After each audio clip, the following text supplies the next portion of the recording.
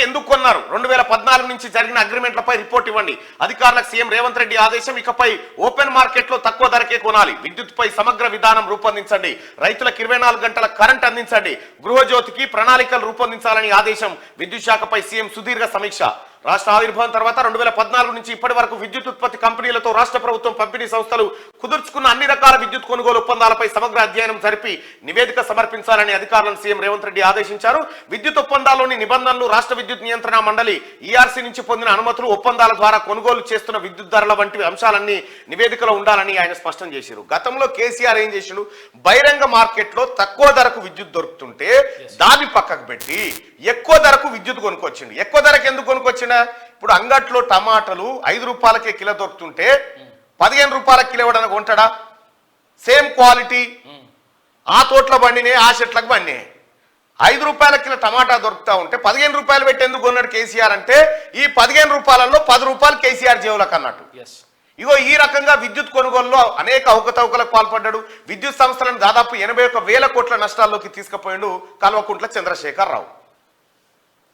ఇప్పుడు గృహలక్ష్మి పథకం కింద 200 యూనిట్ల వరకు పేదింటి మహిళలకు ఫ్రీగా అందించడం కోసం కాంగ్రెస్ పార్టీ ఇచ్చినటువంటి 6 గ్యారంటీలు ఏవైతే ఉన్నాయో అది అమలు చేయడం కోసం విద్యుత్ పైన తీవ్ర స్థాయిలో అంటే సుదీర్ఘమైనటువంటి సమీక్ష నిర్వహించిన ముఖ్యమంత్రి రేవంత్ రెడ్డి. అలాగే వీళ్ళంతా నిర్వహించిన తర్వాత ఇక్కడ 2014 నుంచి జరిగినటువంటి అగ్రిమెంట్లపై రిపోర్ట్ ఇవ్వండి. ఇక్కడ 2014 జరిగిన అగ్రిమెంట్ ఏంటంటే ఛత్తీస్గఢ్ ప్రభుత్వంతో కేసీఆర్ ఒప్పందం కుదుర్చుకుండు. ఏందా ఒప్పందం?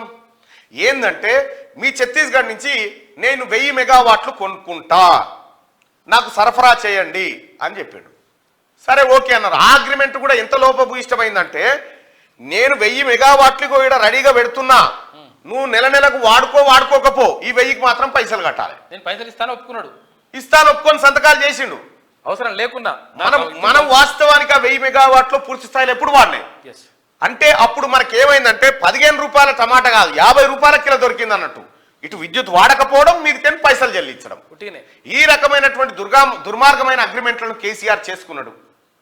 ఇక ఒక ఆయన అంటాడు, ఛత్తీస్గఢ్ లో ఏ ప్రభుత్వం ఉంది మళ్ళా ఏం మాట్లాడుతున్నావు? కాంగ్రెస్ కాదు సన్నాసి రమణ్ సింగ్ అని ముఖ్యమంత్రి, బీజేపీ ముఖ్యమంత్రి ఉండే అప్పుడు. వీళ్ళంతా కలిసి చేసిన కథ ఇది. మరి ఆ ఒప్పందాన్ని రద్దు చేసుకుంటారా? బహిరంగ మార్కెట్ లో తక్కువకే దొరుకుతా ఉంటే ఎక్కువ ధర ఎందుకు కొన్నాడు? ప్రతి అంశంలో కేసీఆర్ ముద్దాయిగా తేల్తాడు. మీరు చూడండి, ఎందుకంటే తెలంగాణ రాష్ట్రంలో వచ్చినటువంటి ప్రతి మార్పుకు కేసీఆర్ ప్రతినిధి అని చెప్పుకుంటున్నప్పుడు, డెవలప్మెంట్ నాదే అంటాడు, ఇండ్లు నాయే, నీళ్లు నేనే ఇచ్చిన, కాల్వలు నేనే దొరికిన అంటుండు. కాబట్టి ప్రతి దాంట్లో ఏవన్ కేసీఆర్ ఉంటాడు. ఏవన్నా కేసీఆర్, ఇంకొక ఆప్షనే లేదు. కాబట్టి ఈ విద్యుత్ కొనుగోలులో జరిగినటువంటి అవకతవకల పైన ఎంక్వైరీ జరగాలి. ముందుగా ఆ ఒప్పందాలను పరిశీలించాలి నిపుణుల కమిటీ.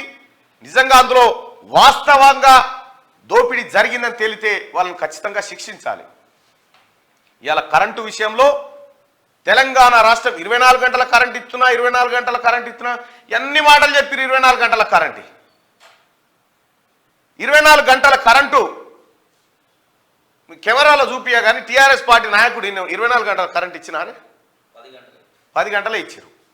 టీఆర్ఎస్ పార్టీ నాయకుడే ఆయన. ఇక పేరు చూపిస్తే బాగుండదని చెప్తున్నా. 10 గంటలు 12 గంటలకు ఎక్కువ కరెంట్ లేదు. 24 గంటలు అని చెప్పి మనకు మాయమాటలు చెప్పి ఈ విద్యుత్ కొనుగోలులో వాడు ఛత్తీస్గఢ్ నుంచి వాడుడే లేదు, ఆడ రిజర్వ్ ఉన్నందుకు పైసలు కట్టాం. పైపెట్స్ ఏం చేసిండు కేసీఆర్? ఇప్పుడు మనకు అనిపిస్తున్న సబ్ స్టేషన్లు, వాటి లైన్లు కూడా తాకట్టు పెట్టిండు. ఆల్రెడీ మీ ఊళ్ళో ఉన్న కరెంటు పోల్ ఆల్రెడీ తాకట్టులో ఉంది. ఈ వ్యవహారంగా విద్యుత్ వ్యవస్థను సర్వనాశనం చేసిండు కేసీఆర్. విద్యుత్ వ్యవస్థను ప్రక్షాళన చేయాలంటే అది అంత ఈజీ కాదు. చాలా పెద్ద సపోర్ట్ దొరకాలి గవర్నమెంట్ నుంచి, అప్పుడు మాత్రమే దొరుకుతుంది. గవర్నమెంట్ సపోర్ట్ దొరకాలంటే గవర్నమెంట్ దగ్గర ఖజాన్లో డబ్బులు ఉండాలి. కేసీఆర్ పోయేటప్పుడు మొత్తం ఏం లేకుండా అడుగు కాడికి గీక్కొని కూడా కాదు, అప్పులు తీసుకొని పోయాడు. ఇంకా వచ్చే అప్పులు కూడా రేపు వచ్చే అప్పు కూడా ఇవాళ వసూలు చేసుకొని పోయాడు.